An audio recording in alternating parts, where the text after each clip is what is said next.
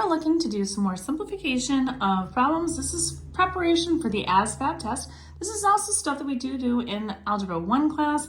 So this is helpful in Algebra 1 if you are looking to do this as well for that. And this is really found, not only is it going to be found in my ASVAB playlist, but it's also going to be found, a lot of questions like this will be found in my quadratic functions playlist on my channels. So we can do this a couple of ways. I'm going to show you both of them. So the first one is the FOIL method. That's the one I learned when I was growing up.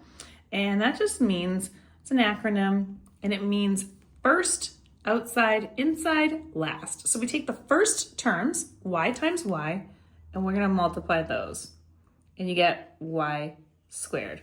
Now I'm going to do the outside two terms. That would be the y and the 2. Those are the two on the outsides. So y times 2 equals 2y. And then we do I, which is inside. The two inside terms, 1 times y, which is going to be just y. And then our last two terms, 1 times 2, which is going to be 2. Now, if this has been done set up correctly, usually the O and the I can combine. So we would combine whatever they are. So it's positive 2 plus 1y. So you would have a simplified version, y squared plus 3y, and then that last term, which is 2, and that would be your finalized answer. So that's one way you can do this. Another way you can do this is what's called the rectangle method or the box method. And you set up a box with 4 quadrants. Looks like a rectangle. That's what it's supposed to be. And then you're going to put the terms, the two terms, y plus 1 on, I usually like to do the top. Usually do the first term on the top, and then I do the second term on the bottom or on the side. You can do it whichever way you want. It totally doesn't make a difference.